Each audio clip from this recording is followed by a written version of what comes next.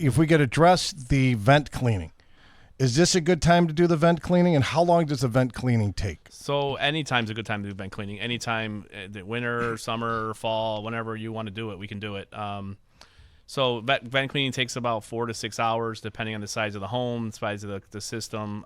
We don't just come in with a vacuum and just vacuum out each vent. We actually have a high-pressure vacuum that pulls from the downstairs, and we actually go in each run and clean each run out. So that's why it takes a long time. So those ones that are like $5 per run, they're going to come in there. They're going to be in and out in an hour, hour and a half, and they're probably not going to do a whole lot for you. For listeners that have done remodeling, right? Yes. Renovations.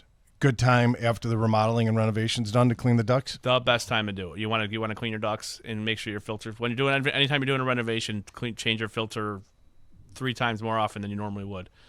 Just to make sure you keep your system clean. But yeah, you want to get the duct system cleaned after a renovation for sure. Yeah. Families with pets, like cats that shed and dogs that shed, how often would you recommend the ducts to be cleaned for a family that has pets that shed? Probably every 2 to 5 years, depending on how much they shed. Got it. If you got 15 dogs, you probably do a little bit more often. But if you got 1 or 2, you're probably 5 years, you're probably going to be fine. So just make sure you have a decent filter and you change it more often. We're probably 90 days away from getting kicked in the teeth, 120 days away. You don't want to think about it, but yeah, you don't want to, but everybody's going back to school. Kids are back in school. It's going to start turning soon.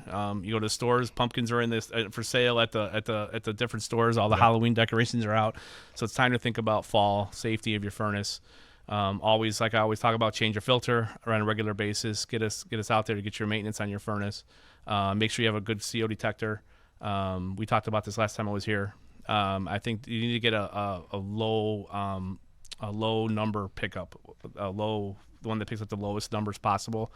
That'll alert you at 25 parts per million. So after 25 parts per million, a couple hours, you're going to start feeling it really bad. So you on the carbon monoxide detector, yeah, you want to have something that's going to be that picks up a low number and alerts you sooner than later. So can you get that at a big box store, an Ace, or somewhere locally? You can, but just make sure you read the boxes. We do carry them at our office too. Just make sure you read the information. It's a what do they call it again? It's a low level detector. That's right. So you want to pick up the lowest level before it gets dangerous. Can you hardwire that into a house? You can. Yep. They make low level hardwire ones. They make battery operated ones. They make plug-in ones. They make everything. All of those. But the low level is the most important part, though. So you want to have them 15 feet from the furnace and outside of each living space of like bedrooms.